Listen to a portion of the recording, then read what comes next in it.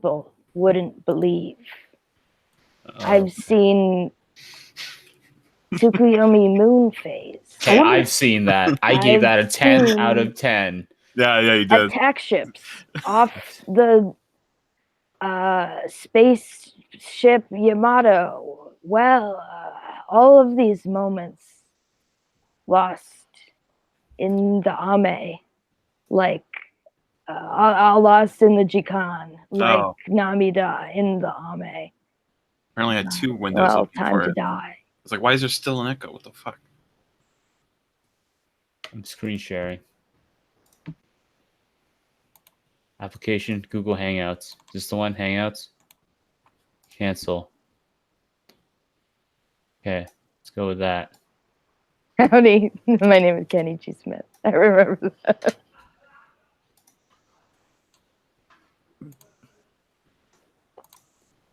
How's it going? Kenichi Smith. Okay. I train with my 1911 every day. Whoa, that's crazy, dude. Weapon. I have to screen share something else. You're both Midwestern and East Coast accent. Okay, there we go. Share. There we go. Awesome. Now boom, got it. For a second there. Oh yeah, I like how he attended prestigious high school when he's 27. I hope I can become an animator for Nickelodeon. I own several cowboy outfits. Okay. I personally like this a lot more than the Weeaboo one. What's the Weeaboo? I mean, the Nicholas Gurwitch cartoon, the origin one. No, it's like a fat white dude in a kimono. Oh, okay. I know what you're talking about. Okay. So hello there, everybody. How's it going? It's a cool live stream. I'm gonna post this in the Patreon chat because I feel like I have this certain contractual obligations to maintain. So yeah, this is a post Anime North live stream. So this is after Anime North, which I went to, which sucked. But other than that, it was pretty cool.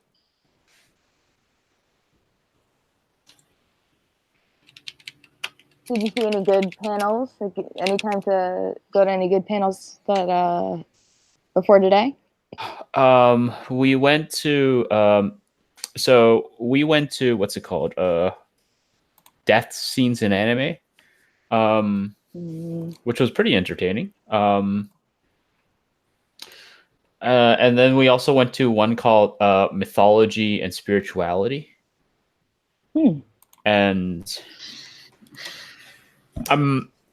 I've gotten used enough to like the academic audience where like the sort of like regular con goer audience is like a sort of like a kind of like a culture shock in a weird way. Yeah. Where you're like, whoa, like, this is wrong. It's even less of like, whoa, this is wrong. It's just like everything is such like a softball question at cons. Yeah.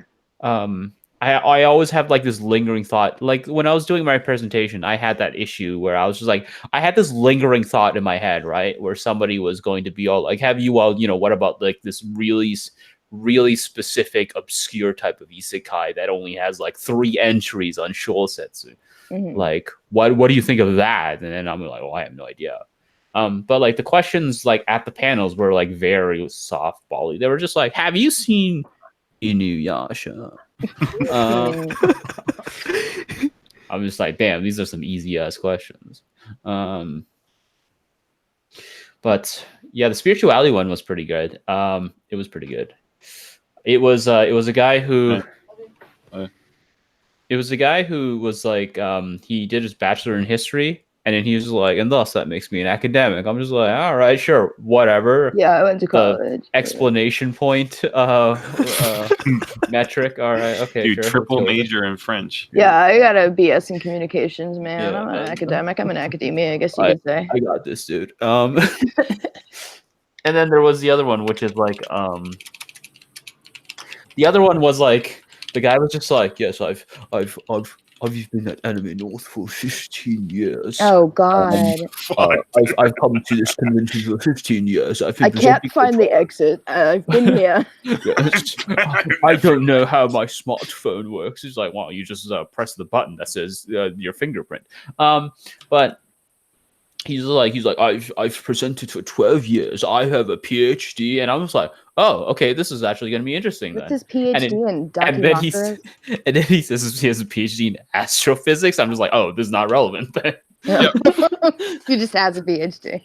Yeah, he just has a PhD. He just wanted to flex. Yeah, it's such a worthless flex. Bro, you talk about anime, dude.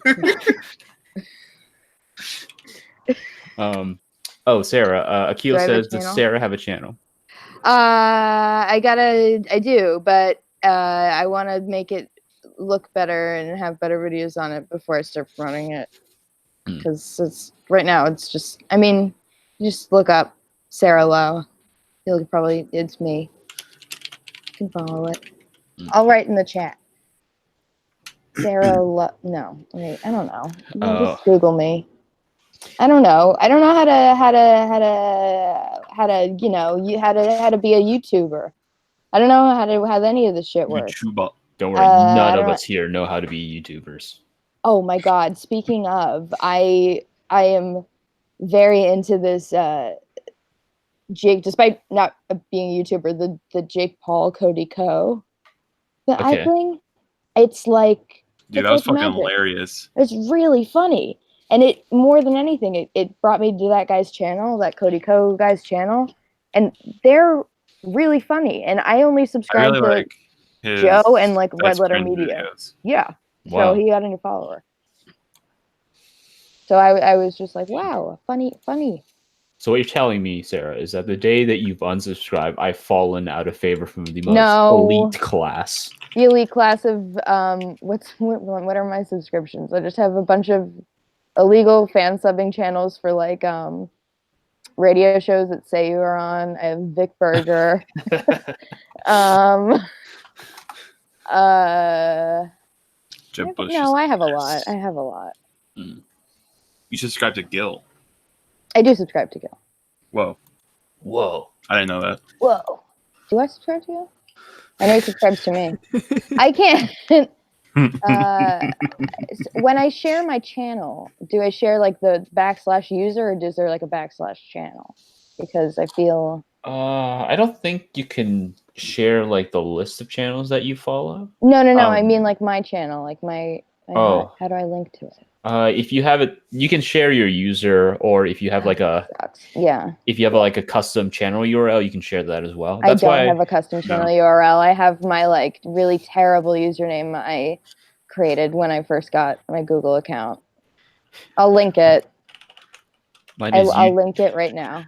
Mine is youtube.com/pause and select for real. Yeah. Here, let me post it in the live chat. We had to do when Brian and I started this channel, we had to do that because pause and select was already taken by another channel. But they were like completely dead, right? So we're just like, okay, we're not really encroaching on their stuff. Okay. So I just shared it. It's Letterwoman09. I have no idea why I made it that. It was like a arbitrary thing. I think Sarah Lowe had been taken. Were you born in 2009? That's the year I graduated high school. Bam. I see. 27 up in this piece. Wow. Grandma. Well, the same age as Kenichi Smith. Same age as Kenichi Smith. Maybe I should get in touch with him, see if he needs the green card hookup. Oh yeah, dude. Yeah. Isaac, do you have a mic? Fulfill his dream to live in the Midwest. I do. All right. Okay. Well, your audio sounds like you're in like rec, but you know. Yeah, this is a Bluetooth headphone. Dude, that is epic. Wow, no need to brag. That is epic. All right, Isaac, tell us about Charles Dunbar's amazing panel. Oh shit, you guys went? No, Isaac No, went. I went. I went to a better panel. I went to Josh Grelly's panel where he just answered questions, and I was like, "This is great." You're right. Charles Dunbar never answered a single question. Yeah, Cool. see, boom, First- already better. Number one. That's a baller move.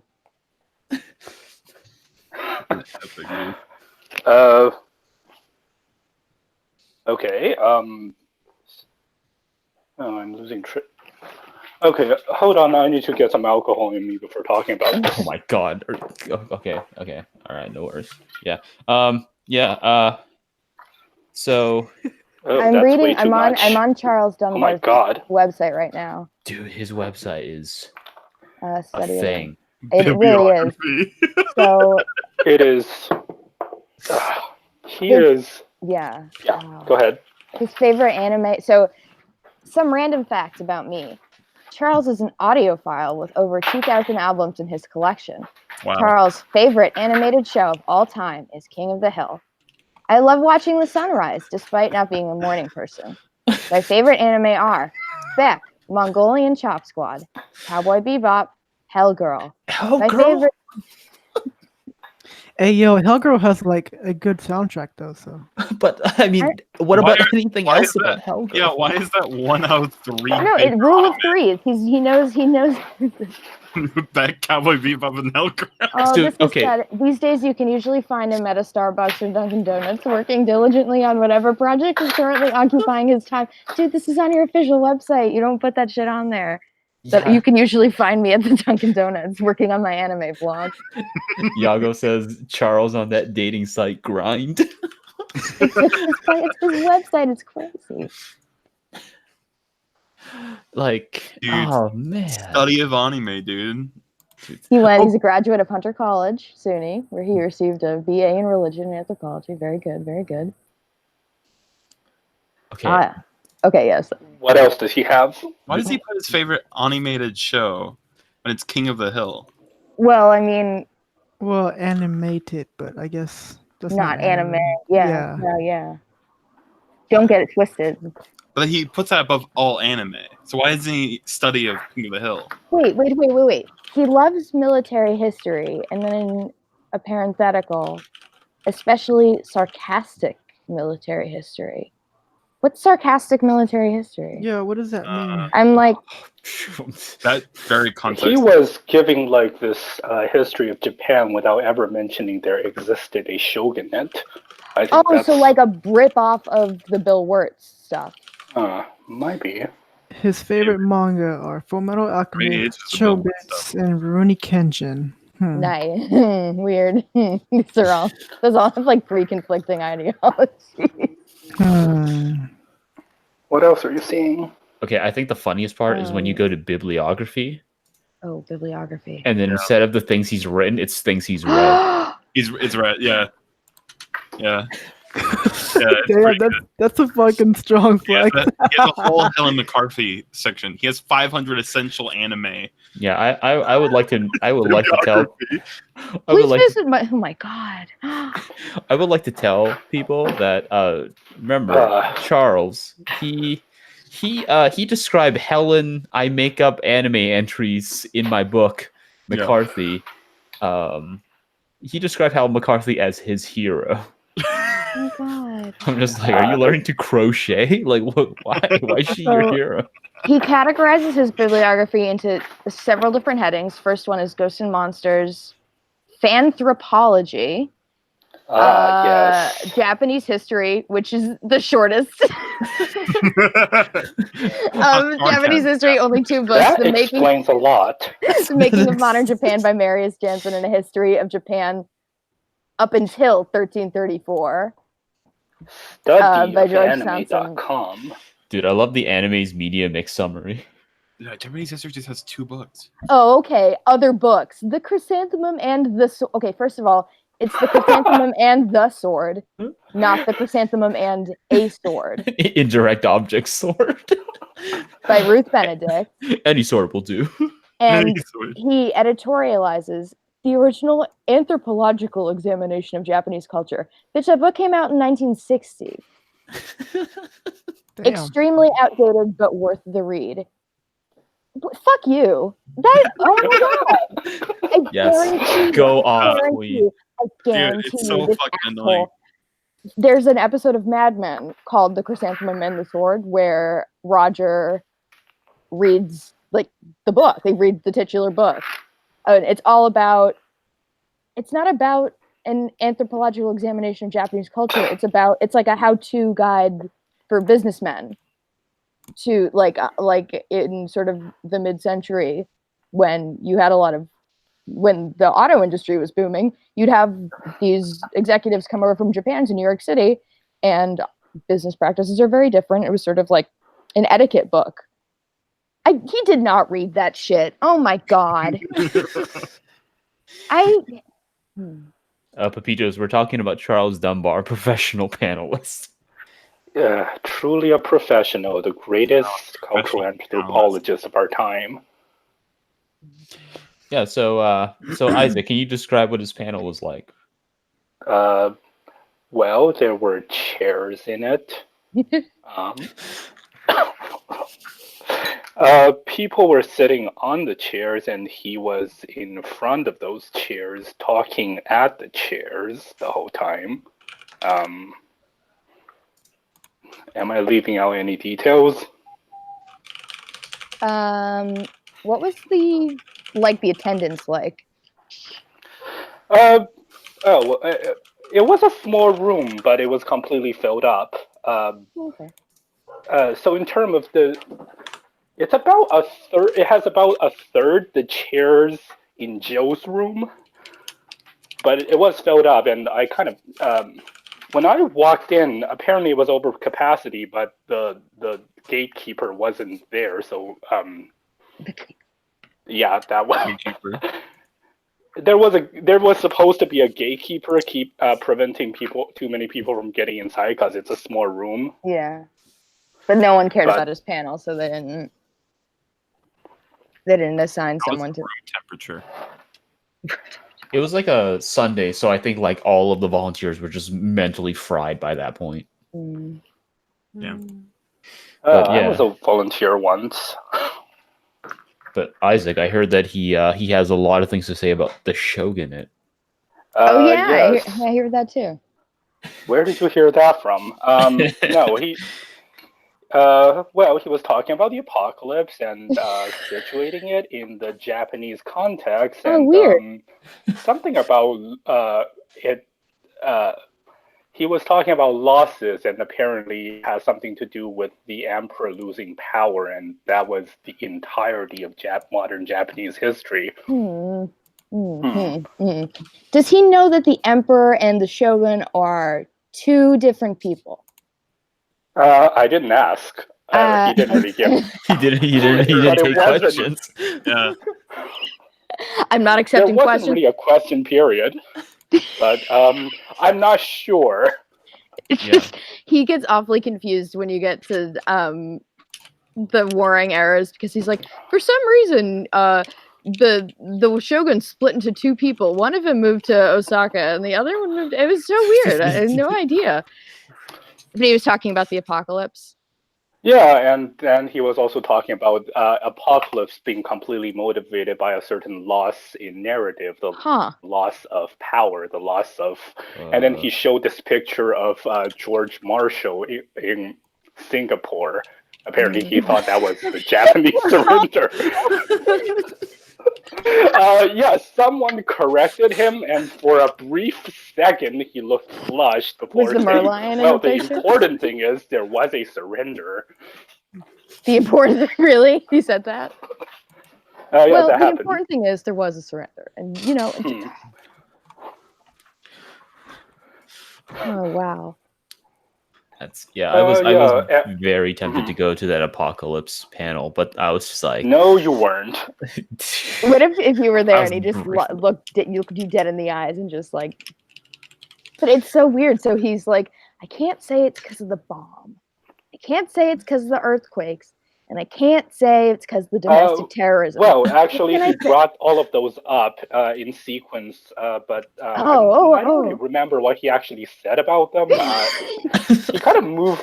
He had Joe. I think he actually had more slides than you did. Okay. And he moved across them really quickly. There was a photo of Fukushima, and then he switched to like this thing featuring Gojira, but it was like a Power Ranger thing. It wasn't actually Shin Gojira. No. It was a. I don't really know what it was. It looked like Power Ranger or something.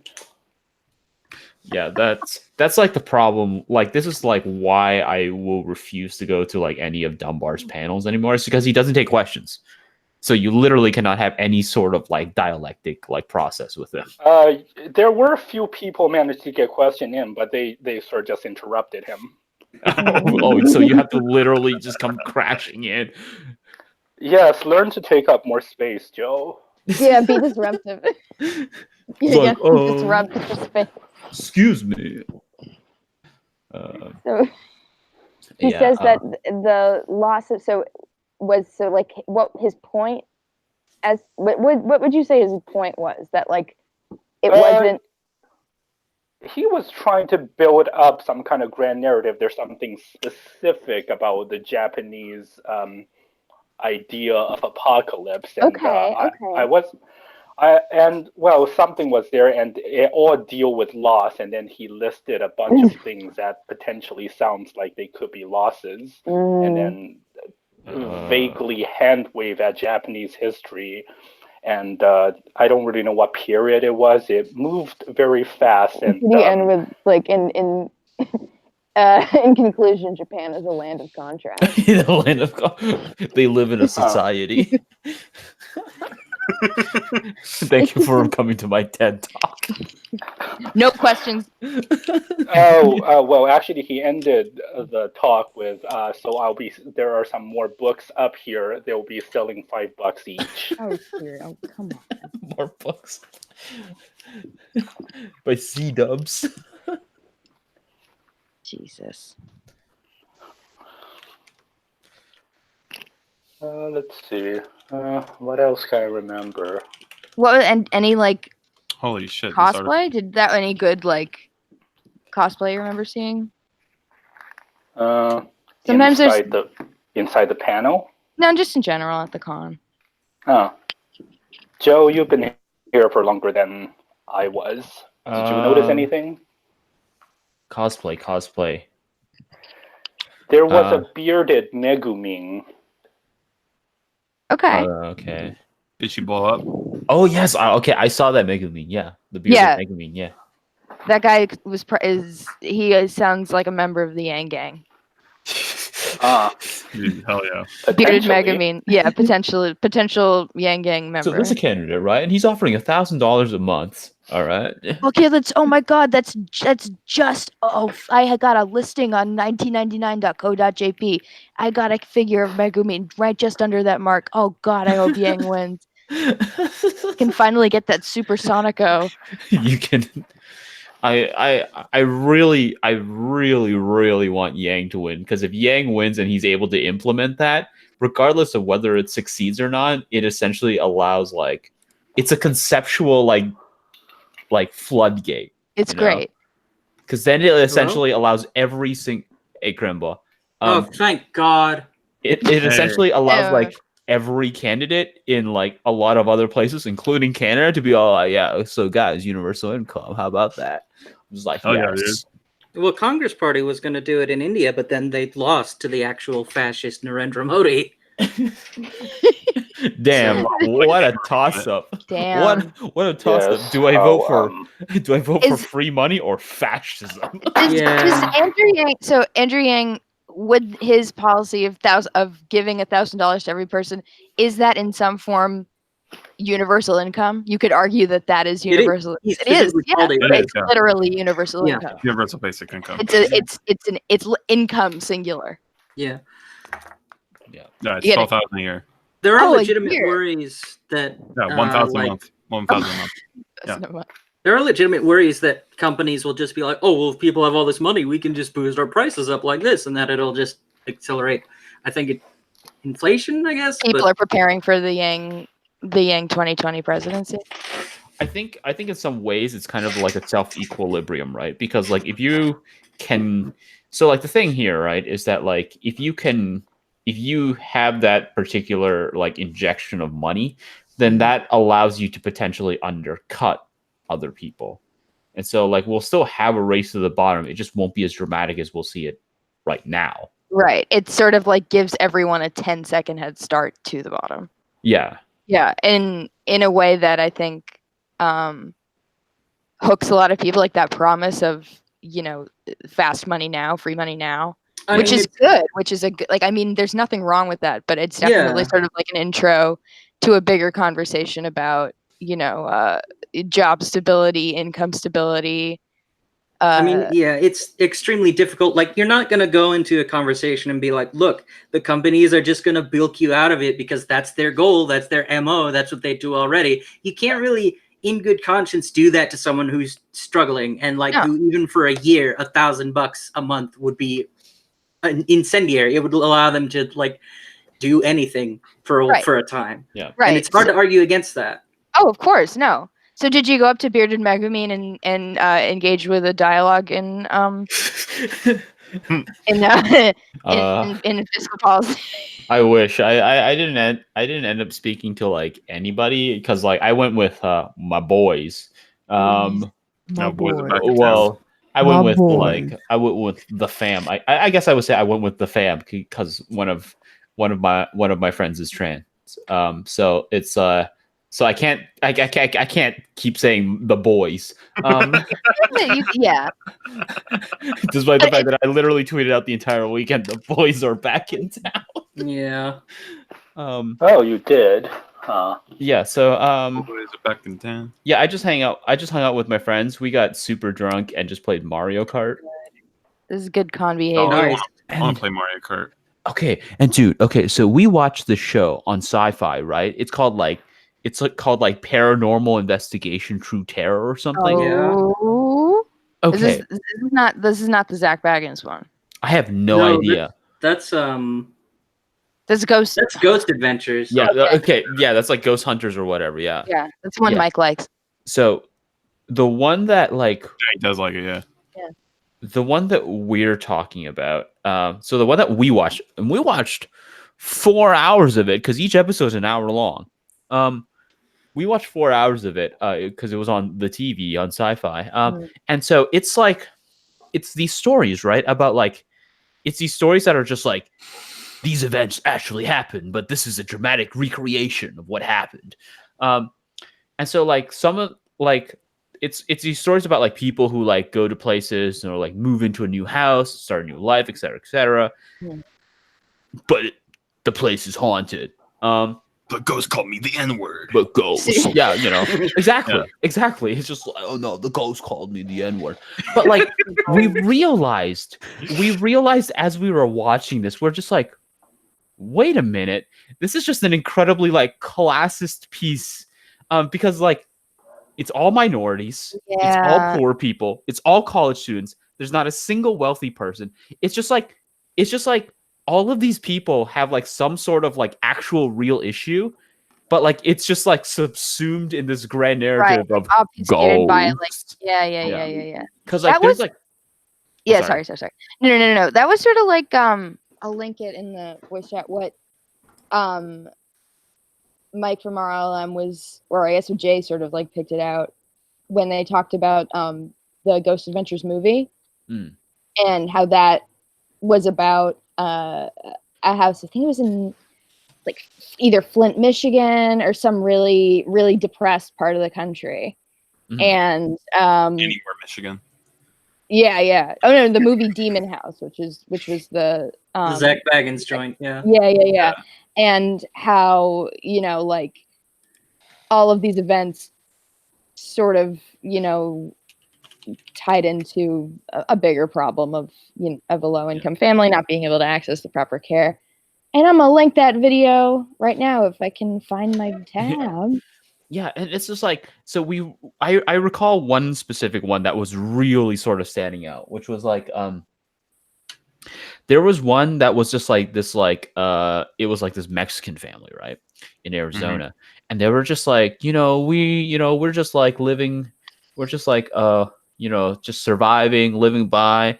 And then like the girl the girl gets like bullied at school. And then like she finds a Ouija board. Oh. So she finds a Ouija board and then she like makes contact with the demon. And in making contact in making contact with the demon, it unleashes the demon and it causes havoc around the house. And it possesses the father and he gets really angry. I'm just like, I don't know. I feel like this dad may be molesting or abusing the family. No. And they're completely talking about this through ghosts. Like, this is domestic abuse. This is like domestic violence. But like, they're just like I don't know if like I don't know if they're selling the narrative as ghosts, right? Because now they get to be on TV.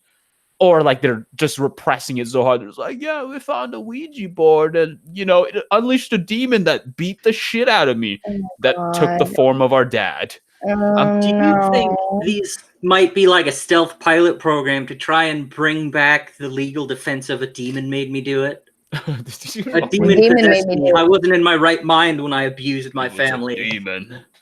Also, there's a really funny one, right? There's a really funny one, unintentionally funny one, obviously. But there's a really funny one where we're like, it's like these three college girls, and one of them is like, yeah, I'm going to school for animation. I'm just like, all right. And then she's just like, and one of the things that happens is like, for some reason, the house is haunted, which I'm pretty sure are just like, they've got like a homeless person in the attic. Because like they move into a really bad neighborhood in a house that's pretty much abandoned, and then and apparently in their story, like some lady from the neighborhood was just like, yeah, you better watch out. We've had problems with vagrants and homeless people in this house, and there's like, oh my god, it must have been ghosts. Definitely not a squatter. Yeah, definitely not a squatter just living in the attic or something. God. But okay, so one of the college girls, right? She's studying animation and everything. And then like one of the scenes that happens is just like, and then the power went out. And when it came back on, all of my figurines were turned around. And it shows like all these creepy dolls, right? And I'm just like, wait a minute. She called them figurines. They are definitely not figurines. I was so excited. I was just about to ask, like, oh, what was her setup like? Did she have them like? Did you have the Nendroids on one shot? Yeah, I'm just imagining just like a bunch of like Nendroids. I'm just like this girl is going to school for animation, and she was talking about figurines. She clearly wants to work in anime. Of Konosuba. Yeah, she clearly wants to work in anime. They're fucking all facing her, except Nero is showing her the butt window on the outfit. Like, yeah, for some reason all the Fate figures are in a circle, and she's like, "Oh no, the ghost didn't do that. I'm trying to summon Altria, the 5 SSR." Oh my god, my Astolfo figurine fell over. Oh shit! It must have been a ghost. Yeah, so my assumption as to like my guess as to what happened is she probably described like what her bedroom was like to a producer or something, and they were just like, no, we can't have that. Can't show this. Oh, you're right. No, you're definitely right. Yeah, they had the home fill crew come in and be like, "Yeah, we gotta fix this." What's that art installation? This is a horror TV show. Gotta have creepy dolls. Yeah. There's like an art installation some sculptor did of Naruto waterbending his own cum. What? Yeah.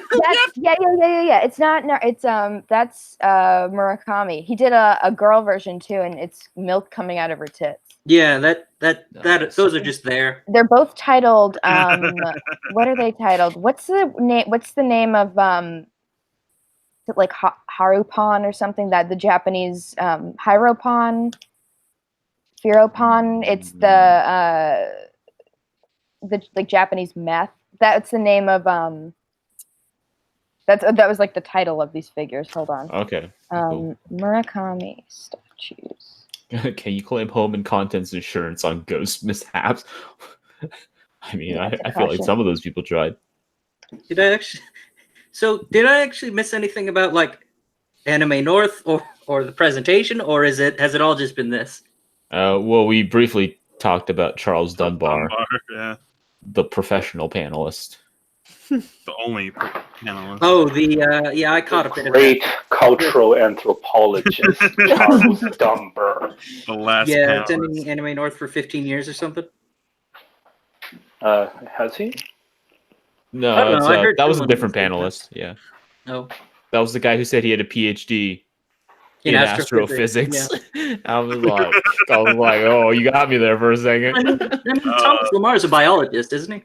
He has a PhD in marine biology, and then he has a second PhD in Japanese literature. I just linked the statue, by the way, called Hero Pond is the name of the drug. Sorry. If I could swim with the dolphin, Thomas Lamar. What? Yeah. What else?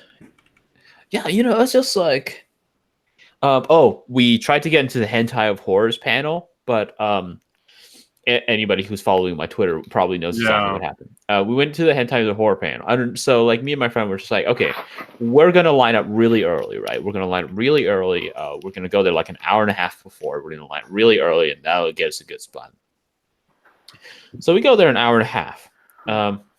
And obviously people are lining up for a panel beforehand, so we're just like waiting around. And then so like the Anime North staff are just like, no, you can't be hanging around here. You can't be hanging around here, eh? Yeah, it's just like, no way, Jose. Is that your Canadian, your Toronto accent? Yeah, exactly. Yeah, you can't be hanging around. Oh, okay, I can't do it. So like, there's like, you can't be hanging around here. You have to go someplace else. And we're just like, okay. So we go someplace else, but like we're pretty much just like go downstairs and we're just waiting at the foot of the stairs, right? Because we're just like waiting because like our idea is that like, so our line of reasoning is that like, obviously that panel beforehand has to like fill in. After that fills in, then we can start lining up. So we're starting to wait for like an hour beforehand. And then, but the problem is that like, as we were waiting, people were already starting to line up for the panel that we were trying to line up for. Okay. And so what happened is they already started lining up, but like they were never removed. So by the time we got to lining up, it was already full. So they didn't organize the line? Yeah, they didn't organize the line at all. It's a shame. Yeah. Anime North has been going on for how long? Like 20 years, I think. And they didn't organize the line, huh? All right. They didn't organize the line, and I was just like very annoyed because like that was a situation where like we did everything right. Like we followed all the instructions, we went early, we prepared ourselves and everything, and we still could not get in. Shit, man, that sucks, bro. But yeah, that was, so we missed that. We also missed another panel. I don't remember what it was though. Philosophy and anime. Philosophy and anime. So Anime Uproar, if anybody is familiar with Anime Uproar, the YouTube channel, he does like a lot of like Code Geass like theory videos and whatnot. I thought it was gonna be like, when you said Anime Uproar, I was like, oh, is it a comedy channel? And then you said Code Geass. I'm like, oh, even better, they're gonna clown on the show. And then you said theory videos, and I was like, oh. You're like, damn, dude, it's gonna be amazing. No, it's gonna be really funny. Rumiko says my lonesome cowboy. Yeah, so like Anime Uproar is a really interesting dude because like he has a PhD in political philosophy, but he makes like like clickbait like Code Geass theory videos. It's kind of like that is a good show to do if that's your area of expertise, though. Yeah, I mean, it's sort of like BS political. It's like If you've only read Leviathan, maybe I don't know. He should do Gundam 00 because that's a crazy show. That's like Bush era craziness. What's it called? Anime Uproar. He's exactly like Kay. Kay is like this guy who apparently has been like, he's been studying Japanese for like 15 years or some shit, and he's like, he used to be married to a Japanese woman, and like he has these prolonged conversations with authors on Twitter and whatnot. But he's just like, all right, guys, here's my 3-episode review of High School DxD. Yeah. Oh no! I'm just like, you are so much more competent than your content. Like, you have so much more skill than what you do in your content, like what you put into your content. Yeah, but you know, He knows his strengths, I guess. I don't know if he knows his strengths. Not everyone can pander to the extremely online, Joe. Like, I mean, someone's got to fetch the normie dollars, and may as well be him. Might as well be K. Okay, the king, otaku deity. Yeah. Yeah. I totally agree with that, but he doesn't do well enough to really prove that. Yeah, but none of those guys do. What do they do well? They make clickbait.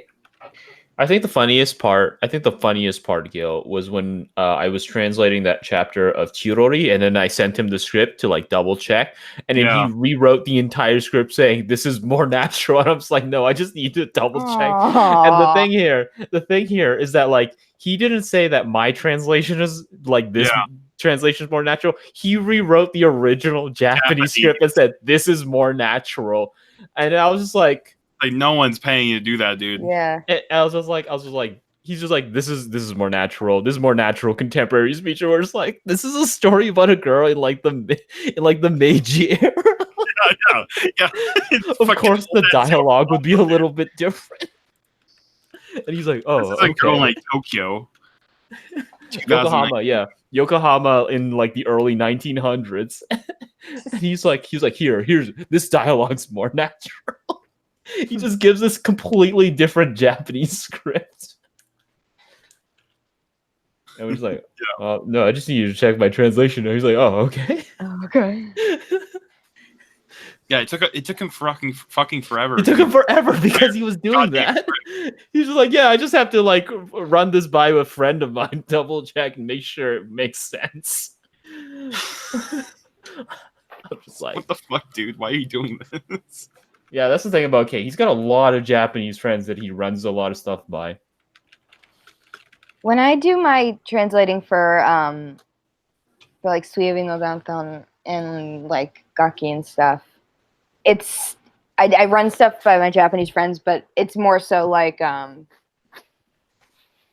if it's I'm not up on my like current Japanese memes or like what's trending on Japanese Twitter, and in Variety it'll be a lot more contemporary references that I'm like 5 or more months behind on Japanese pop culture at any given time. Like I don't keep up with any of stuff that's going on with Johnny's. I don't keep up with music stuff. I mean, like this what's her face? The Yamaguchi Maho the NGT48 thing, like that's all over the news, but that's pretty much the only thing paying attention to right now in Japanese as far as Japanese pop culture. Oh, and the big marijuana arrest that went down yesterday.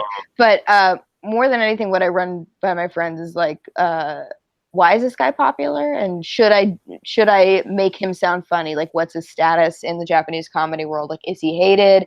Like, they'll just, because, you know, Japanese comedy is a lot like wrestling, sort of with less kayfabe.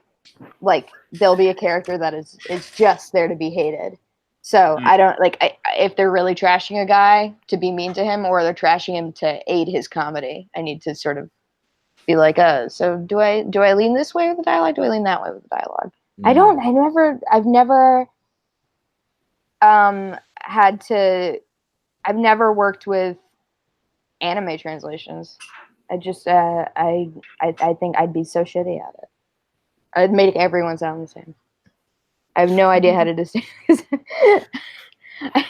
I can deal with like people shouting over each other and hitting each other, and I would like a big room of 10 mid-30s Japanese guys just like all beating the shit out of each other. It's like I can wrap my head around that, but like 2 high school girls talking. I'm like, I'm totally lost. I can't. I gotta take a quick break. So you know, Nani? Nani, You don't need to speak Japanese to run a subgroup. That's true. That is true. That's true. From our favorite Bice fan subber. Sin reached these subs. The translators need to translate though. I don't actually do the timing. A whole different group of people do time. Oh, Pepito asks you, Sarah, Arrested Development or The Office? Bitch, what year is this? How basic is your Tinder profile? Mine is like I think my Tinder profile, all I wrote was 420 ultra friendly, take me to a movie. I think that's what's on it right now. Oh man, you should say 420 plus ultra friendly. And you would that's a My Hero Academia. Oh, that's a My Hero Academia reference. You would have gotten the thirstiest of weebs. No, I don't want. I would have gotten like 15-year-olds. Even oh god, dude, that's so epic. She should also put in like Biden 2020. Yo, you know, hey, it's so epic.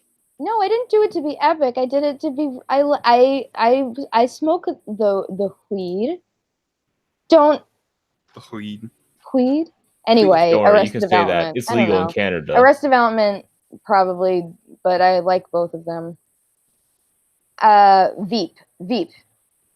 More than Arrested Development, more than The Office. Didn't Arrested Development end up having like all this, like? Yeah, it basically is at this point the American Monogatari. Well, no, that's not where I was going. There were like some allegations of assault regarding it. Not like real. I mean, I think Jeffrey Tambor, like screamed at, what's her face, woman who plays Lucille Bluth on set and made her cry. Which he's a real dick though. Like in show business, it's known. I don't think there was any actual like abuse. The only thing I heard was apparently David Cross. Like, well, that doesn't David. Well, like, whoa, extra David Cross, massive asshole. Yeah, not the only thing I've ever heard about anything relevant to the rest of the element and assault. Hey, well, I think it making me laugh. It making me feel good. We all like to laugh. We all like to have a good time. But the Arrested Development jokes are really good. Yeah. Yeah. I think I just blew myself, because he's blue. Yeah. I blew myself, and I have somewhat of a mess on my hands. The one that, I like is when when Tobias is sitting down with George Michael, and he's like, "You're scared to have sex. You go have sex with that girl right now. Do it." See? Yeah. What was it? Any other? Yeah. Whatever. I love the entire subplot of I love the entire subplot that's just ripping on Mrs. Doubtfire. Oh, Mrs. Featherbottom. Yeah. Blackstool. And he's purposely driving on the left side of the road. He's just I forgot I was back in the colonies. Yeah, the colonies. That'd be the funniest car accident. Yeah. No, I haven't thought about The Office in a while. I know it's like hitting a massive wave right now on Netflix. And also, the Zoomers really like it. So I'm told. Is that the Rise and Grind generation? No, that's us, unfortunately. We're the latter end. Oh, god damn it. We watched a few episodes of The Office at Anime North, in the hotel room. All right. And it's just like, so I haven't watched The Office in a while, right? But like watching it again, there's a lot of advertising in that show. Like, yeah, what is like NBC during that like whole, I know that 30 Rock oh, you know what? Out of Arrested Development and The Office, I picked 30 Rock. But no, you're right. There is definitely like some like front-facing Coke can situation going on. Mm-hmm. Native advertising. Like there was that whole joke where they're like playing that prank on Dwight, like trying to convince him that like, you know, it's actually Friday instead of Thursday. Mm-hmm. But the whole thing that sets it off is they're talking about The Apprentice. Oh, And I was just like, That's right. That's an And- interesting thing to call in. Joe, all the Chili's stuff. Yes, the Chili's episode. That's an entire. There's- This is a big there's- commercial for Chili's. There are several Chili's episodes. Yeah, it's like there's a lot of product placement in this show. Well, you gotta have a TV. You can't have a TV show without it. But yeah, I'm not opposed to product placement, but when it's very poorly incorporated, that is it makes it. You hate to see it, folks, as the podcast man says. But yeah. Yeah.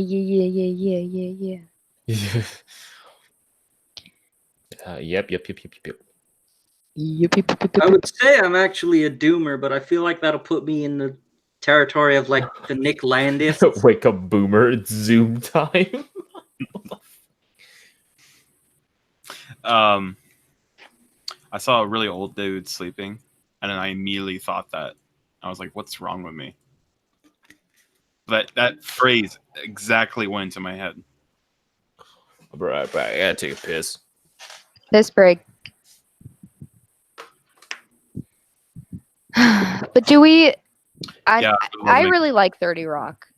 Does anyone in the chat or in the words chat or in the voices chat I enjoyed agree it with when me? I watched it.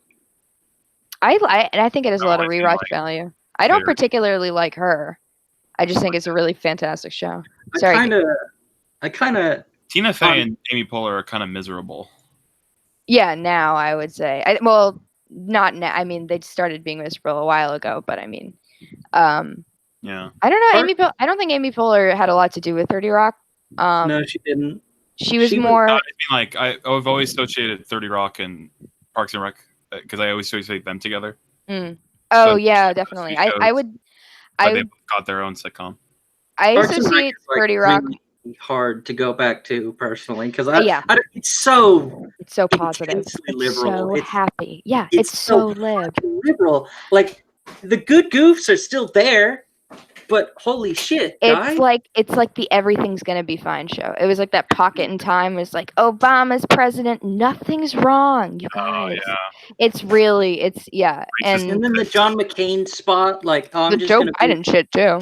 Oh fucking hell! But 30 Rock, I had like a real good crop of writers. I think Hannibal Buress was like a staff writer. Yeah, he had a for bit part seasons for 5 and both. he was the hobo. And then I know Donald Glover before he got shitty was also a writer. What happened to Donnie Boy? He just started I don't know. I never liked him very much. So I guess this is just personal bias of mine. You can't do everything, dude. Act right and then rap. Parks Act and right, Rec. rap. Yeah, one of the Although Atlanta's really good. Yeah, one of the problems that I have with like Parks and Rec. One of the problems I have with Parks and Rec is that like I was really soured by like the ending or like the ending trajectory of Parks and Rec because like it's kind of insidious in a way. Oh, deeply so. Yeah. Yeah, it's like this whole sort of like you are the master of your destiny. You can like all you have to do is simply work hard, and then everybody succeeds, and it's all good and flowery. Neoliberalism is great. It's all that. Yeah. It's I really wanted the last episode. I wanted Roddy Piper to come in with a pair of sunglasses on and just start kicking the shit out of everybody and trying to put the sunglasses on. I mean, it's kind of like it's the same way they live does. It's kind of like the whole thing is just like, fine, we'll capitulate to big tech, but we'll do it on our terms. It's like, okay, all right, guys. The last season of Parks and Rec is just so weird. Yeah, right. Totally is that the one like they did a time skip? Yeah. What? And also like not to like, and then Chris Pratt now is like he's totally changed. Mm-hmm. I remember liking him, and then liking him more, and then being like, "Oh, I like this guy a lot. He's funny." Physically fit on the show. I think I think he got fit for the first Guardians. Yeah. Oh And yeah. then I really liked the fat first when he Guardian. Yeah. And Honestly, then he, Yeah. I think he's got like really good comedic timing, but now he's just like generic action man. he's like he Yeah. loves that Jesus though. Yeah. Yeah, I mean, he was on that fucking J-Law movie. God, it's so bad. Oh, what was it? Passengers? Passengers. Yeah, where he's like, it's like a romance, and turns out like he just like That's a funny icon. Can I just say real quick? steal. So- And he's muted. It says sound only. And Sound it's only. muted. muted. Pretty good. This is pretty That's good. solid. Oh. Sorry. Yeah, network connectivity Yeah. issues is a great joke. That was completely ad-libbed, if I Yeah, recall that was, correct. yeah, yeah, and yeah. they're trying so hard not to laugh during that scene. Yeah. Leslie, I looked it up and it says that I may have Network network connectivity issues. Like, yeah, I can definitely go back to, like, there was a very specific time on NBC, and that was when Mark Burnett was a major executive. And Mark Burnett, if you're not familiar, he's like the guy who revived Donald Trump. He was the co-creator of The Apprentice and executive producer of The Apprentice. And it was like all him. And there's this story, I forget which Vanity Fair article it was in. Mark Burnett is telling all these anecdotes about Donald Trump.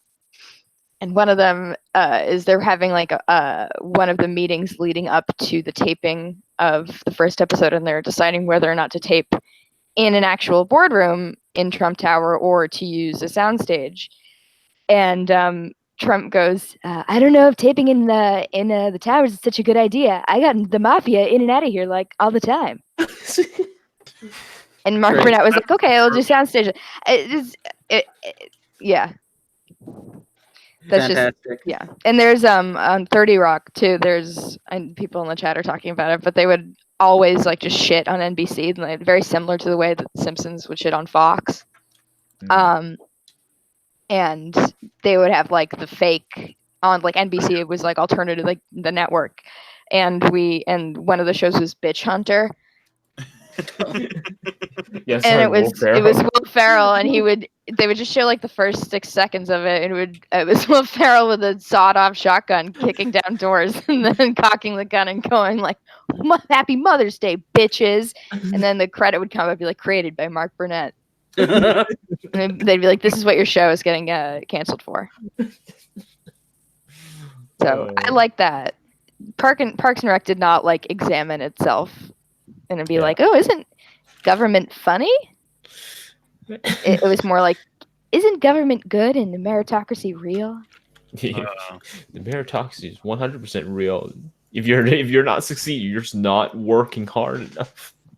Damn.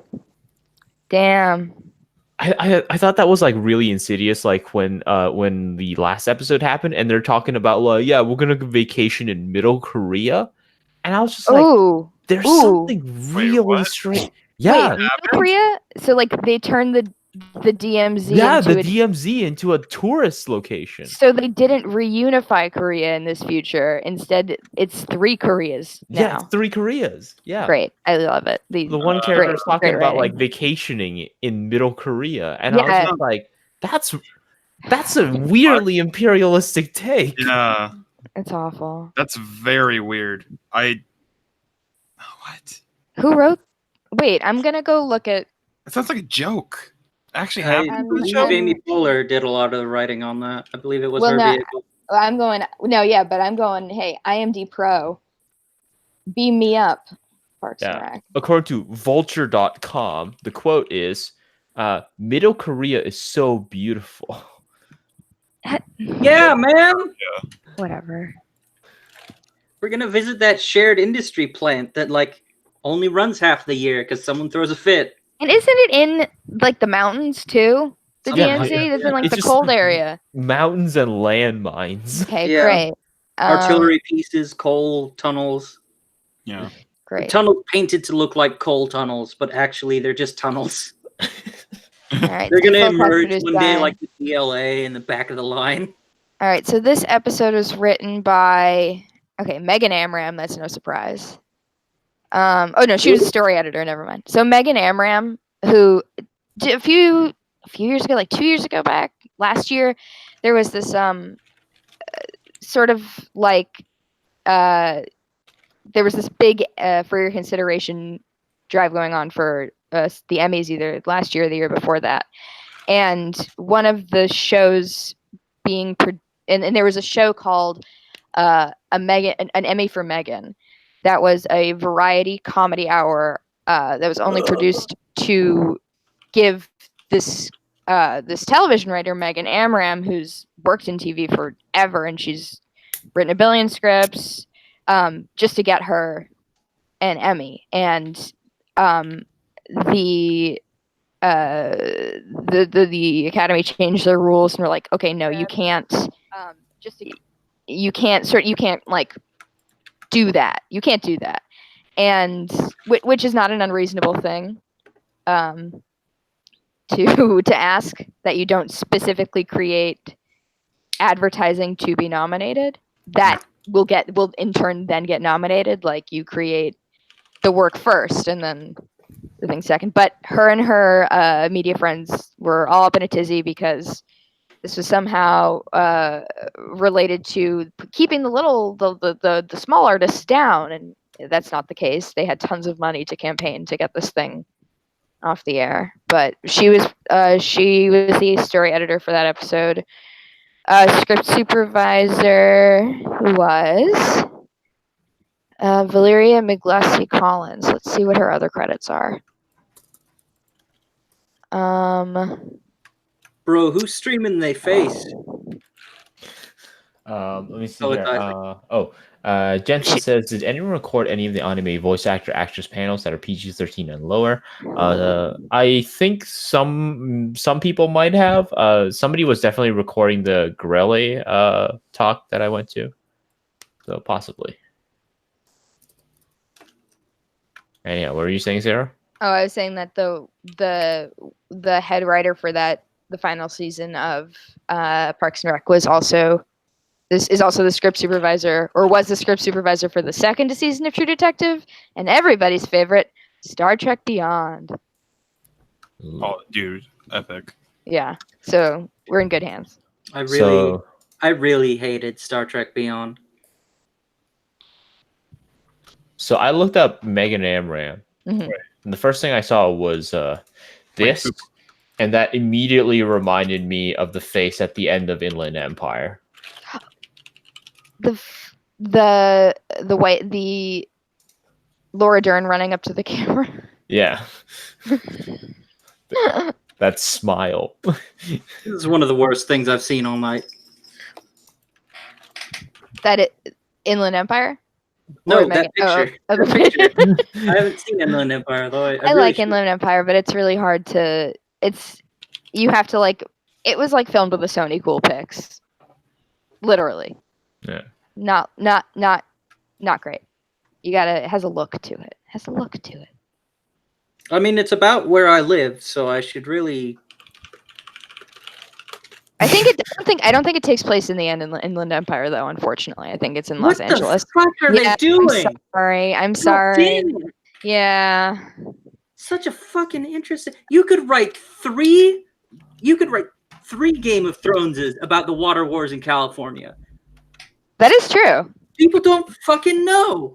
I have a very good friend who lives in the Inland Empire, and whenever I go to visit her, we go to the Diamond Chinese, or is that there's like a really, you're not gonna, I'm like, there's a really good Chinese food place in the Inland Empire. Oh, I don't know. I live far from it. I just know some stuff I know about the water wars. Water wars. Yeah. When I was living in LA, like, it was really, you'd get the radio ads like, remind you to turn off all your sprinklers. Yeah. You people, water, whatever. Blah, blah, blah. Don't open ugly inside. Don't ugly open inside.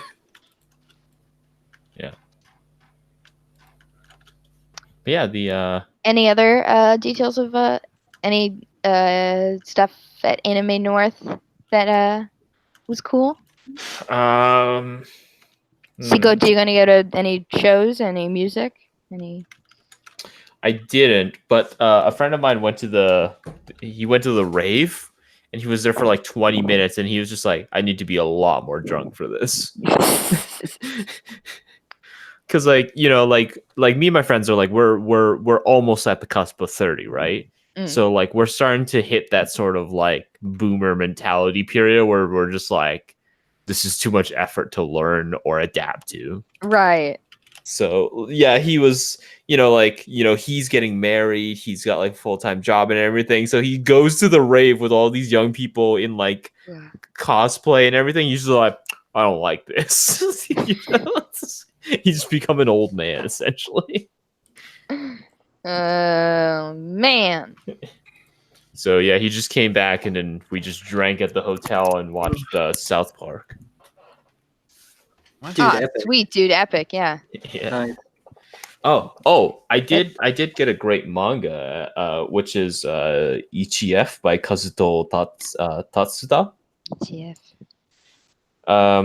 It's about the Fukushima nuclear power plant disaster, Of course it is. Oh, like one after the tower. Yeah. Yeah, but it's written by one of the workers there. Holy shit. Yeah. So it was like it's a manga about his perspective of the disaster as someone who was on the ground floor of the meltdown. Did he do the art too? Did he do the art as well? I think so. He's the only one listed here. Badass. So yeah, man of many talents because the art is pretty good. I'll have to look into That's that. the superpower he got. Is it on? I've been affected by a radioactive meltdown, and now I have a superpower: the ability to draw really good. He got bitten by a pencil. Yeah. Wait, is he one of the 50s? Is he one of the Fukushima 50 or? That's a good question. Was he probably just like a plant worker, or was he part of the Fallout crew? Or one of the firemen in Chernobyl or something? I think he might have just been a plant worker because he's still alive. Yeah. Damn.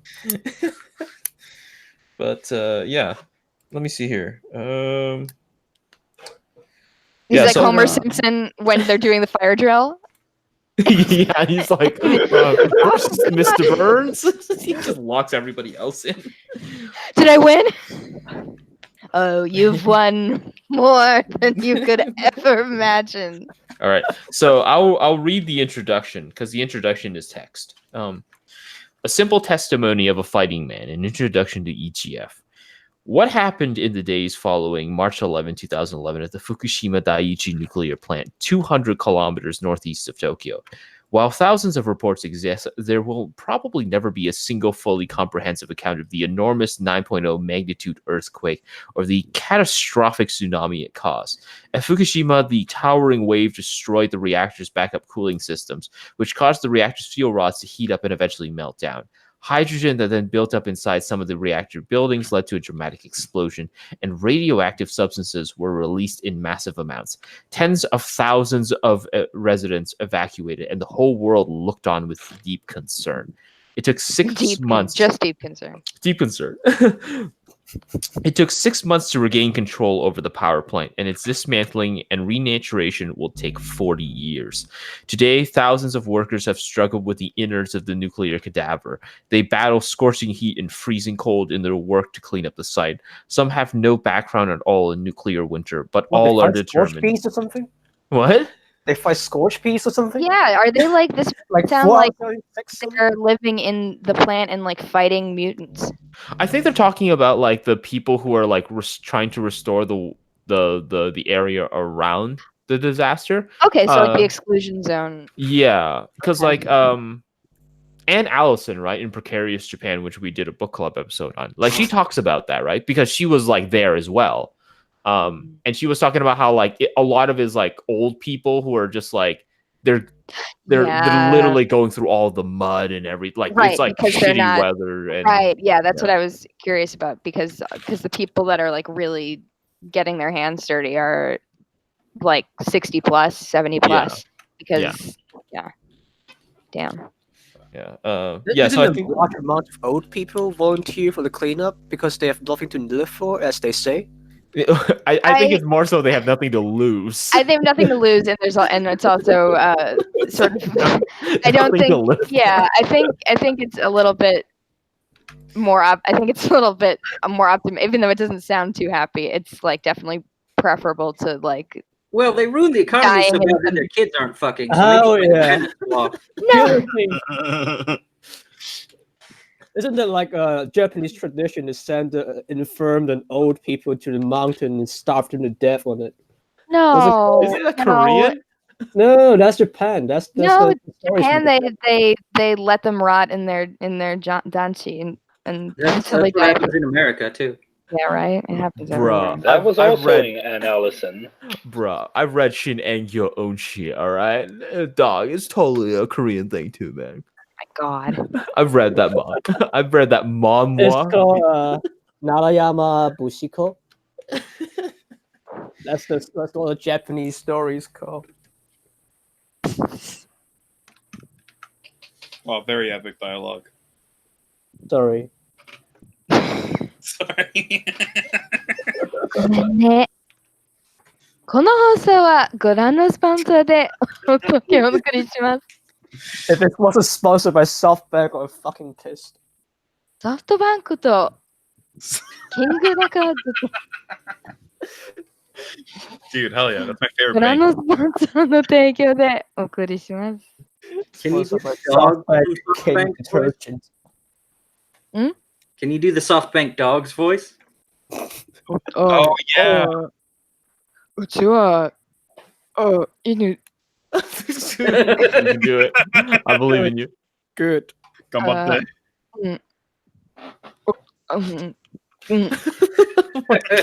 God damn.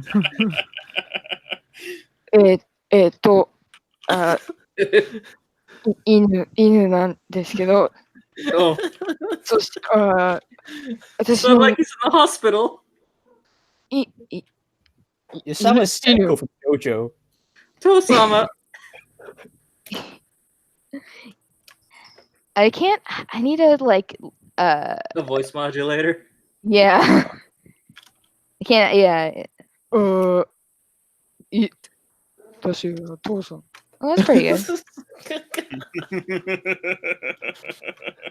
Aren't they on like the 8th? Oto-san? I mean, probably. Yeah, they go through them fast. Is the black brother still there? Well, okay, Dante Carver. He had a scandal. Oh no! Was like a few years ago. He's back in the commercials, but like what? Didn't he cheat on his wife or something? Whoa, like Pro Jared? Yeah. Yeah. Dante Carver had a gamer moment. Oh, that's epic, dude. What? Yeah. Wait. But Dante's allowed to have a gamer moment. Oh no! He didn't say the gamer word. Oh. He just had a gamer moment. I understand the confusion. Very similar. What was his? Yeah. Okay. He had an affair. And he on August. I'm reading from celebrity gossip website. In August 2010, Carver married former model Matsumoto Akiko. Their official wedding ceremony. Blah blah blah blah blah blah blah blah blah blah blah blah. And then he started banging a girl in her 20s. Naturally, Carver's wife is furious at the entire situation and whatever, blah blah blah blah blah. But he's back in the SoftBank CMs, the ones that I've seen recently. I feel like the blah blah blah you just say it's a part of a paywall or something. Yeah. If you, I'll put my Venmo in the chat if you want to hear the rest of the story. Venmo me for the rest of it. Venmo me. I thought it was gonna be 2069. No, SoftBank I hear is actually not that good or scrupulous of a company. Shocker as it may be that a Japanese company operates under shady. It's like what's the Comcast of Japan? Shitty mobile phone plans and They drive- shitty internet carrier. They drive someone to your house with a gun and say, "Don't fucking call about the outage again." Right. Yeah, instead of a gun, they use a manholder or something. What is Y Mobile like the big one? Y Mobile has twice money. They can. Y Mobile is a kid mobile over there. Yeah. Like if you have Y Mobile, you're under 12 or some shit. Y Mobile. Y Mobile. Y Mobile is exclusively for burner phones or something. They have a parental guidance program or something like that. Yeah, that makes sense because all their commercials are like student discount and stuff. Wow. Basically, turn their parents into CIA. Yeah, you're gonna have your parents be the true totalitarian figure. Nice, squishy. The Zizek father model. Father. Totalitarian father, dude. The chaotic figure of the SoftBank mother, and the order represented by Otosan, the SoftBank mother. That's exactly how Peterson would sound like. Chaos and order. They live together in this house. This dog and his wife. This dog and his wife. They don't seem to have many problems, and I do think there's something to be understood there. You see, if we learn from dogs, because humans are just like dogs. I'm glad he's sort of on the. Did you have a portion about dogs and 12 Steps to Life? Yeah. Oh shit! Hell yeah! Yeah, well, when I cheat on my partner and she calls me a dog, it's actually literal. Yeah. I've been turned into a dog. Her feminine energy has. Yeah. Wow, that's magic. Bro. Whoa. Whoa. Bro, you just recorded cringe. Interesting conversation. Continue. You subscriber. Okay, is anybody excited for the Godzilla King of the Monsters? Hell yeah, Fuck dude. yeah, fuck yeah. You just reminded me. I need to get midnight tickets. Fuck yeah. Is it? It's not part of the. Are they still moving forward with like the Shin Godzilla, like the Japanese? It's not part of the Shin Godzilla. It's not part of the Shin Gojira universe. Okay, then I'm not. I don't care. America nuked or? Huh? Has America never been nuked or? It's No, that's why. Yeah, that's why all our art sucks. No, America's nuked itself extensively. Are you crazy? So we've almost nuked several like airfields in North Carolina. And yeah, this is like the Castle Bravo explosion to like talk about Godzilla. They use the yeah. No, I think it's gonna be like a Free Willy sort of situation from what I've seen from the ads. It's like Millie Bobby Brown likes Godzilla. Yeah, Millie Bobby Brown fucks Godzilla. Yeah. Oh, I don't like that. Yeah, you said it. I don't like that I said it. I hope not. I hope she just dies. The duality of man. No, she seems like she's gonna be the one who's like, no, he's my friend. Well, Don't kill him. It's gonna be like that. Iron Giant. Well, that's literally like that's Gamera's backstory. Yeah. Is that there's that little boy, the ally of all these kids? Yeah. Yeah, Gamera is the ally of children. Yeah. That's one of my favorite Blastoise. Mystery Science Theater 3000, where I forget. I think it's either Gamera 2 or 3. It's one of the funniest exchanges. Let's see. Seek it out. It's probably on Gamera MST3K. Like I'm no matter what happens, I'm excited anyways because we're going to see like what big budget Ghidorah looks like. Oh yeah, dude. Pretty sick in the trailers, honestly. Yeah, he does. Yeah. I hope he says the N-word. All three heads say the N-word at the exact same time. Yeah, Idra can't talk. You're crazy. Triple gamer moment. Gamer moment. Yeah. God, do you remember GMK? Giant Monsters All Out Attack? Oh yeah. That movie whips ass. Oh, you're talking about the movie? I was talking about the game. Oh. There's a game. No, I didn't know about that. Tell me more. It sucks. Oh. Is it a fighting game? It's like a brawler thing. Oh, is that the GameCube shit? It came out on the Xbox, the original Xbox. Oh, right. Okay, yeah. Yeah, it's one of those like bargain bin games. No, I'm talking about the movie, my dude. Oh, okay. That movie owns. What other movies are coming out soon? None that matter. Absolutely none. I would. My mother's pretty sure though. Aladdin. Oh, God, Dude, Aladdin. Aladdin, dude. I'm so excited for Aladdin. I'm just like, damn, Will Smith, how low can you go? It's a bad situation all around for just it's just a real nasty mess. I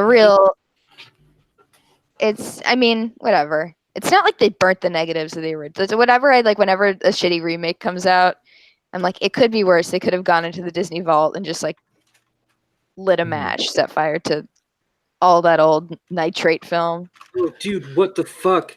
This theater near me is showing Godzilla a day early, and no one has booked tickets. What? Did you see the picture of him at the premiere wearing the little bow tie? The Godzilla. Oh yeah, the where he Godzilla. shows up at like the red carpet. He's got the bow tie. He's was like so waddling cute. around. Yeah. Oh, it's so good. Did anyone see the Godzilla? I think it was like the trilogy anime for it. Oh yeah, the Urobuchi one. Yeah, the one written by Gen Urobuchi. Yeah, I haven't Planet seen of the that one Monsters. yet. Yeah.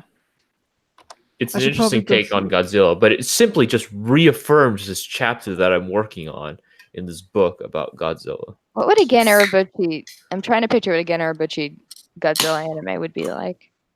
Preposterous, if I remember correctly.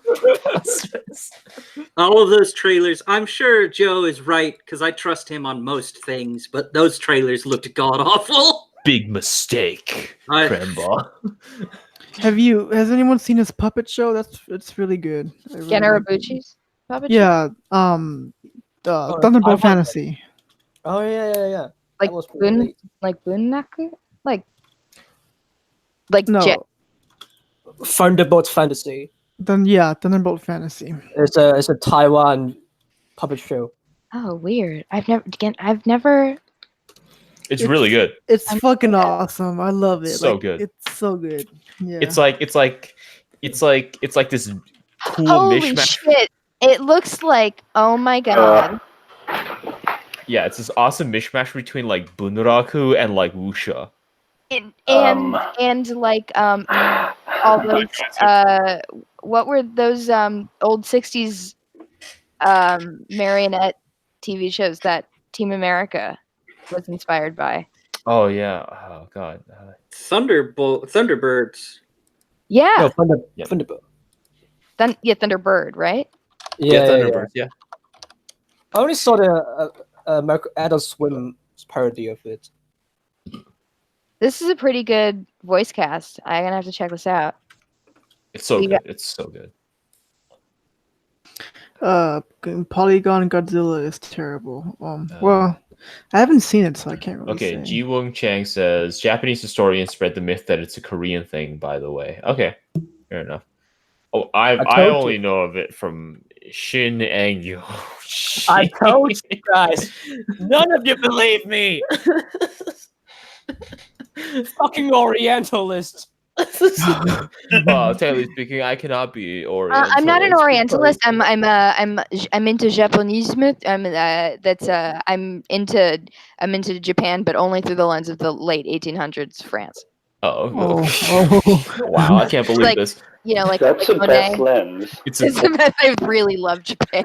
It's an Orientalist that's been folded through an Occidentalist lens. So crazy. French, like Neo-Japanese, like that whole art movement is like the most crazy stuff. It's oil paintings of that big fat guy in a kimono. Like there's a really famous Mary Cassatt portrait of just this white lady in a kimono, and it's there's nothing wrong with that, but paintings with less colors.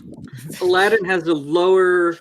I know Rotten Tomatoes doesn't matter, but it has a lower score than The Secret Life of Pets 2. Dope. Oh, you know what I regret? I hate Secret Life of Pets. You know what I regret about like anime like North in terms of like one of my biggest regrets? What? So last year, right? Last year at the artist alley, there was an artist there who had done like this he had done this like hokusai hokusai style like ink blot like painting. Cool. And it was this really beautiful like hokusai like esque kind of thing. Right. It was samurai pizza cats. And I was just like, wow, I need this, but I'm gonna come on Sunday to bargain with the guy. And then I showed up on Sunday and he wasn't there. Oh, that's too bad. And I was just like, maybe one day I'll see him again. Man, you should have set up Patreon Go for that. Did you see him again? Yeah, did you run into him again this year? No, that's why this is one of my. That's why the story. There's nothing interesting at the artist alley. Well, so like, I kind of like, so I had the same situation as Joe, except like it turned out pretty good because the artist actually was there. She had this really cute. She was selling this really cute charms, and I was like, all right, I want to come get this. So I come back the next day, and you know, I end up buying all of them, and I even befriended her. So it was nice. Dude, that's awesome. Cool. Does she follow you on Twitter? Yes. When's the Christian Science Monitor do movie reviews? They've always done that. Yeah. I think they're a pretty big newspaper, actually. Yeah. Did you know Christian Science was founded in my hometown? Damn. Swampscott, Massachusetts. Yeah. Did they nuke it? No, they didn't. Mary Baker Eddy was. She had like water pollution, lead in your water or some shit. What? I He's asking if there was lead in your water. No. Got it. I'm in Massachusetts. Oh, so there's something else in your water. There's something else. We got like crab runoff. Crab. We're crab people now. We're crab people. We're crab people now. Delicious. We live and die by the sea. Giant enemy crabs. Can you help us throw some of them back into the water? Some of these made their real. Oh yeah, giant enemy crab. You gotta hit its weak point for massive damage. Ridge Racer. Come on, guys, it's Ridge Racer. Ridge Racer. Okay. Just to correct the record, by the way, on there not being anything in the water in Maryland, Christian Science started in like the 19th century, when I'm pretty sure that like all of the buildings used lead pipes. Justin. Massachusetts. Or anywhere in the continental United States. What does this have anything to do with Christian Science? Are you talking about lead poisoning? Okay, yeah, there's lead. Yeah. There's trace amounts of lead in everything. Debating lead poisoning in America. I don't know why I'm going so hard for Christian Science. It's just like hometown pride, I guess. The real cause of being extremely online is lead poisoning, we've discovered. Right. I think we can all agree on that. Would you guys like me to read bits from the Hindustan Times review of Aladdin? Yes, please. Oh, they already have it out. Hindustan? Yeah, the Hindustan Times. Get the latest news alerts and updates from the Hindustan Times. All right. Come on, Cremball. What do we see? Film, the once bright promise of the British director Guy Ritchie seems to dim a bit. Remember the man from Guy Ritchie directed it? Yeah. In 2015, and then 2 years later, King Arthur: Legend of the Sword. This time, too, we get too little passion and too much stylized excess. Oh, is that the Chad King Arthur? Yeah, Guy Ritchie is doing a Fate live-action movie. Yeah. Oh, how far he's fallen from Snatch. Lock, Stock. Who are you, Justin? I'm Kinetic Literature on YouTube. Connecticut literature? That doesn't answer my question. Who are you in the Discord? Oh, who am I in Discord? I'm Kuiper in Discord. Like, what? explain like your entire personality in 4 words or less, please. Yeah. Thank you. Oh my god, the SEO move. Yeah. Trying to avoid fame. Gone sexual. Too gay to function. Oh, This review legit is 6 paragraphs long. That's like one of the only things I've written. I very ashamed to say that like I would idly watch H3 videos like 3-4 years ago. But the gone sexual with the voice modulation and him yelling, that's really funny. That's really funny. That's funny. It's funny. I'm allowed to like it. We're all allowed to like it. He's just a bad egg now, I guess. Is that the consensus on him? I think the thing about H3 is that like he's so dumb. Stupid. Yeah. Yeah, he's so dumb. He has no idea. Yeah. Well, for the longest time, people thought he was like the idiot whisperer, but the reason that he speaks that language so well is he actually is one. He's fluent. He's pretty fucking retarded. Somebody has some weird sound going on. It's Marco. Every time there's some feedback, a little Hong Kong aesthetic, dude. No different from Chungking Express. Kill my. All the leaves are brown. The sky is gray. Dude, fucking California Dreamin' plays in that song like 50 times. Oh my god. It's so many times, dude. Okay, let me see here. Alicio says, "What's Anime North about? Is it worth it to go?" So Anime North is Canada's largest anime convention. It posts around like 30 to 40,000 attendees, and it's sort of got like this. It's this really good middle ground, right? Where it's just like it's big enough that like you can find a lot of people there and a lot of like cool stuff there, but it's also small enough that it's not like chokingly intoxicating like something like Anime Expo is, which is like it's too big. Do you find Tristan there? Huh? Yeah, Tristan actually goes to Anime North sometimes. Yeah. Have you seen him there? No, not there. I've seen him he's the most fucking goofy looking dude in real life. I've seen him at Anime Expo. He's definitely wearing that fucking bless you. Sorry. Let me see here. Stay frothy. Yeah. Is it worth it to go? I think if you're nearby, it's worth it. I don't know how much it's worth it if you're like overseas or like if you have to like take a plane trip. It also depends on if you're like a con person or not. Yeah. I mean, I would only go to see Joe get drunk. Heckle his panel. I want to read this one. He wasn't drunk, Cap which was kind of registered. disappointing. I wasn't drunk during the panel. Playing the What? Mario Kart? I wasn't drunk during the panel. I was definitely drunk That was every other actually kind time. of surprising. I was definitely drunk when I was playing on the Wii U, and I was just like, all right, guys.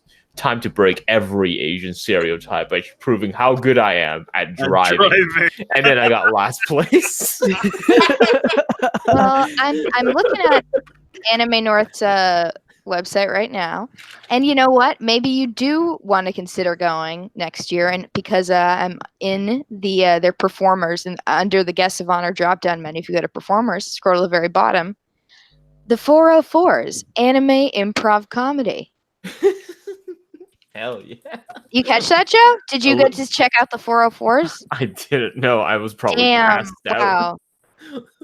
Wow. Well, do you are your favorite video games getting a bit predictable? Are your favorite anime giving you filler episodes? Are your favorite comics just not real enough? Well, we have to cheer for you. 404s, masters of the expectedly unexpected. No. 404s are Canada's premier geek-based improv comedy group. Having made a mark on the convention scene with shows ranging across North America, audiences are guaranteed a delightful dose of laughs straight to the funny bone, as each show includes completely guaranteed. So you're saying that if I don't laugh once, I can ask for my money back. You can ask your money back, and they're active on YouTube, Twitter, and Facebook. I'm gonna go to their YouTube channel real quick. People saying improv is funny is like people saying white people have rhythm. Like it's selectively true, but goddamn, are you getting this every time? Survival bias. This isn't any old improv. This isn't your dad's improv. Your dad's UCB. Yeah, because your dad doesn't watch anime. No, because my dad's funny. 404s. Oh, okay. This is anime improv. Oh, yeah, anime. No, You know, they do. So it's racist too, I guess. I don't fucking get this. No, like you shout out, like, can they get a suggestion from the audience? And then like someone yells like, Yowie paddle, and then they do like a hilarious bit about it. I needed to remember those. Thank you. Yeah. It's awesome. Holy shit. Con Bravo 2015 Improv All Stars. This is a playlist that I found featuring Andre, Dex the Swede, Skitch, and Pro Jared. What? We can meet Pro Copy Jared. link address. He was probably not present at this go around. Here we go. Well, Con Bravo hasn't happened yet. Yes. Well, this is from 2015. Oh, okay. Damn, these view counts are hot. 98, 146. Yeah. That's it. Million. A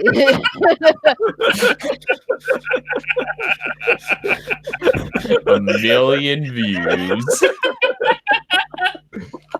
Pan left, pan right. Stand Oh, still. fuck. Indie dev panelists, your applications are due tonight by 11:59 p.m. Oh my god. Can I make another Isekai panel at Con Bravo? Where's Pro Jared? Is he? Oh my god, that's him. Dude, can you imagine a Pro Jared panel now? It'd be so fucking awkward. How to cheat on your wife. Cards. How to send nudes to your fans.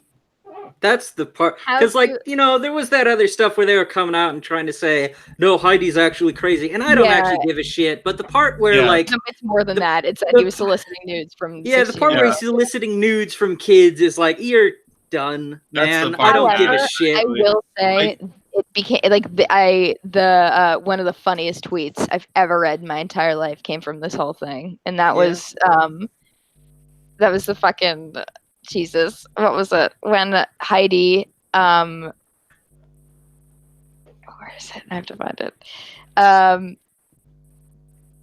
Oh, I think I already know what Boy, you're talking after this much about. setup, this tweet better like knock my socks off. Better Oh, suck yeah. my dick. Honestly, at Holly. So this is from Heidi O'Farrell on May Oh, 9th. this shit. Honestly, at Holly Conrad, you look very ashamed and insecure in all the nudes you sent my husband. I think it would help your chronic self-esteem issues if you started fucking men that weren't already married. Whoa. That's like the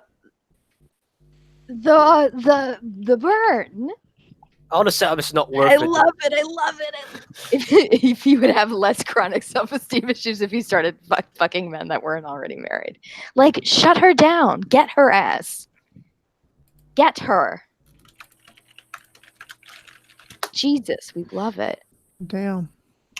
Yeah. So, Joe, how did you forget to record the audio? I didn't forget to record it. It only recorded 4 minutes. Nice. Damn. I don't know what happened. I pressed record and it started recording, and then like after that, I looked at the footage and it was like 4 minutes, and I was like, what? Bro, I got a movie Bob review for Aladdin here if you want to hear it. Oh god. That's my favorite YouTuber. Movie Bob, the king YouTuber. I can't believe I have to go to theescapistmagazine.com. Release the exclusive lost 4-minute video footage. Meanwhile, Was literally I'm, like, just being indoctrinated into becoming a hardcore Trekkie by following RLM for so long. You should just watch Star Trek. No, I do now. Good. So, You should Mike, all watch what episode of Star Trek. Star Trek did? So, Mike, what episode of Star Trek did this rip off? Oh my god! Especially watch Deep Space Nine. Anyone who's like, oh yeah, I think it was kind of crazy. Sorry. That people, what? Sorry, I accidentally hit out of the tab. Oh. I thought for a second there you got so offended at Krembus' suggestion to watch Star Trek. No. I was gonna say, fuck you, Krem. I'm out. Oh no. No, I started because of Red Letter Media because like you need to know what Mike and Rich are saying. I do. I love them. They are gonna hit 1 million by the end of this year. I can't wait. I can't believe Forgotten Weapons got more subscribers than them first.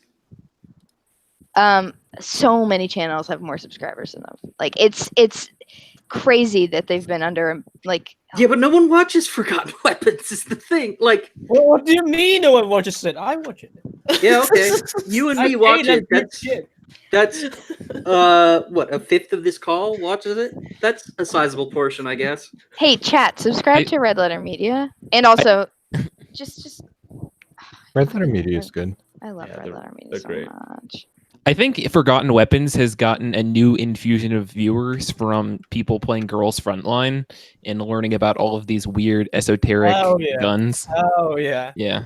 Oh yeah, because Gachapon are gonna. There are definitely pictures of Ian canoodling with the Girls Frontline characters. I may have some of them saved, but you can't see them.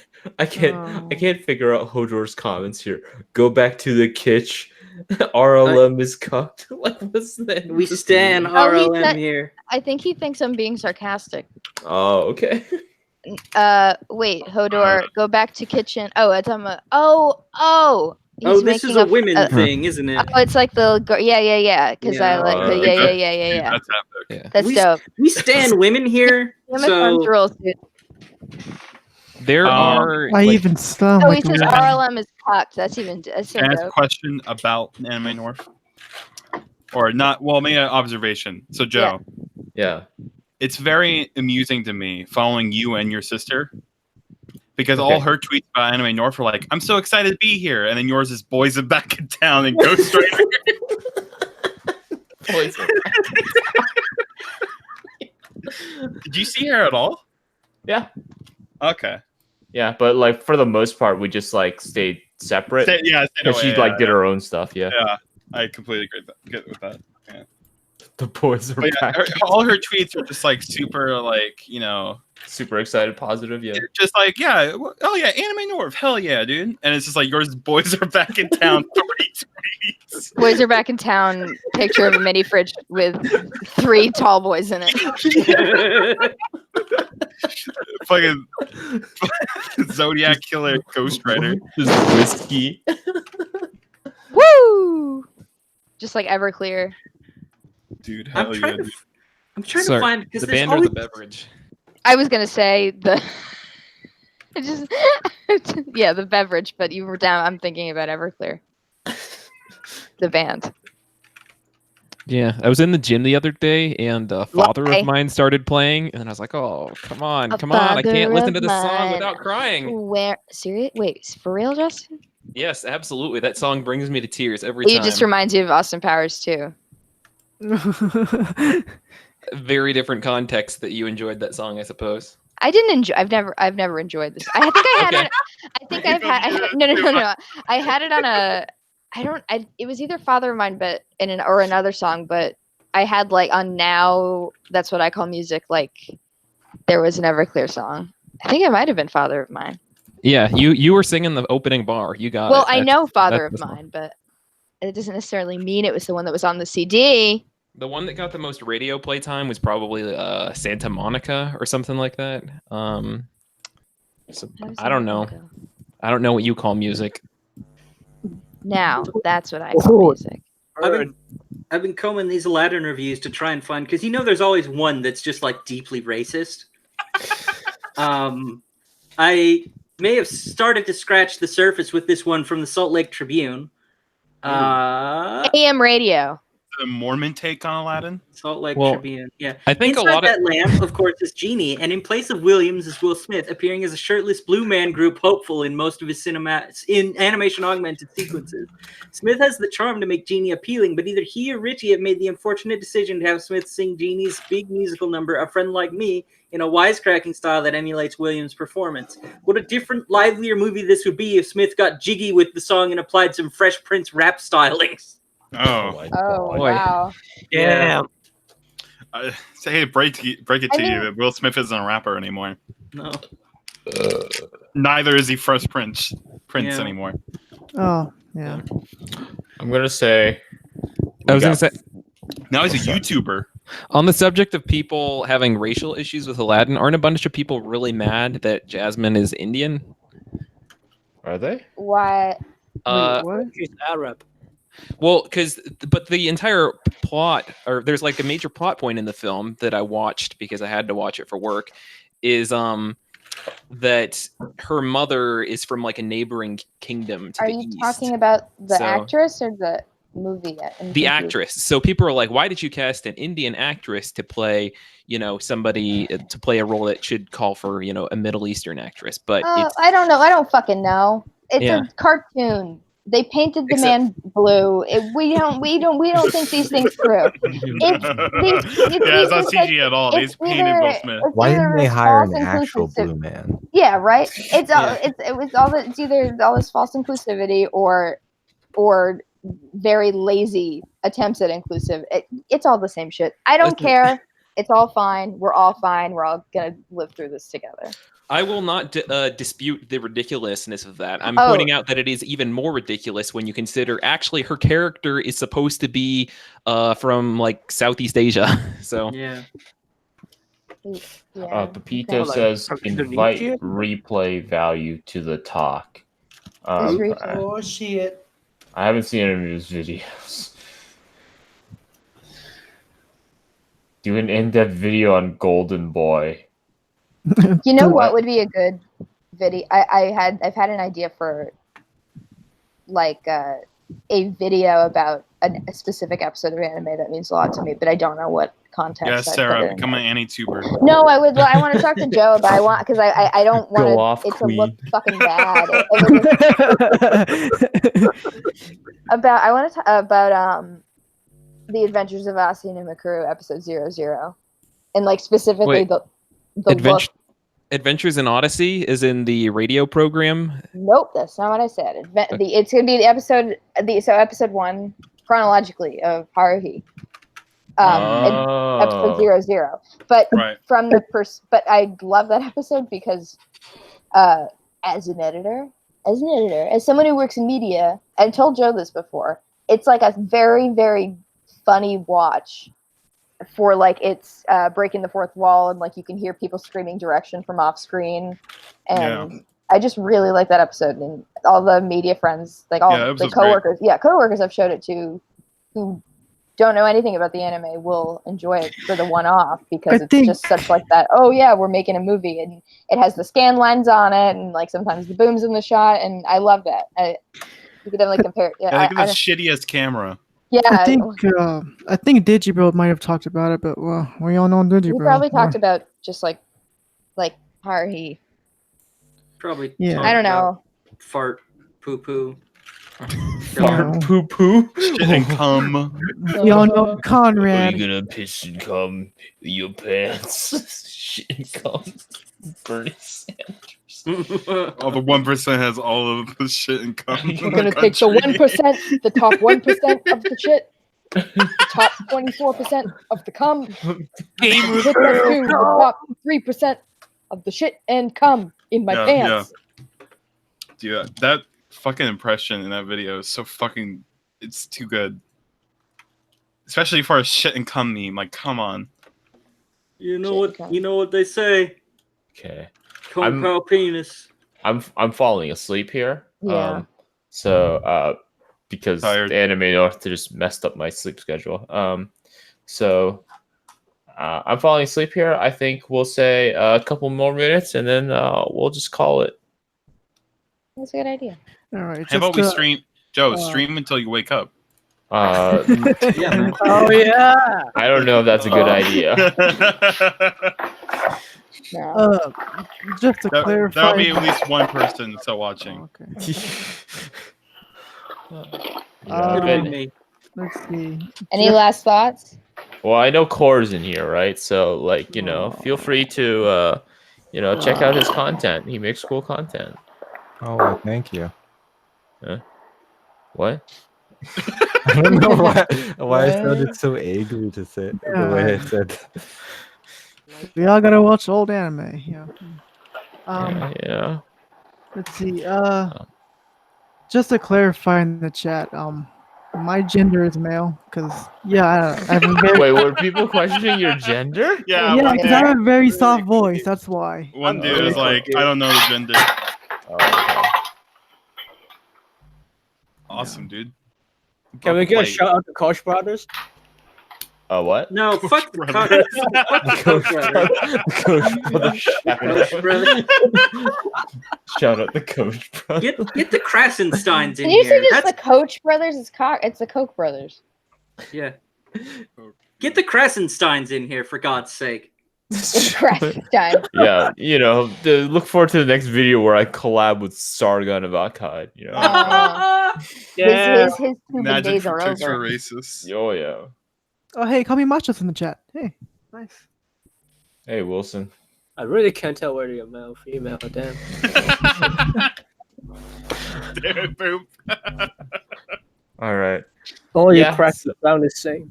Thank you everybody for showing up to the Hell yeah, dude. thing.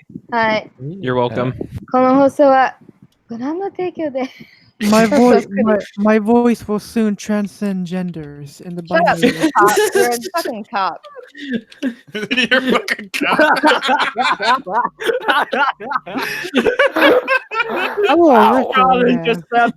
Gender is cop. My gender is cop. I will soon be the first transgender cop in all of history. Oh my god. All right, there we go.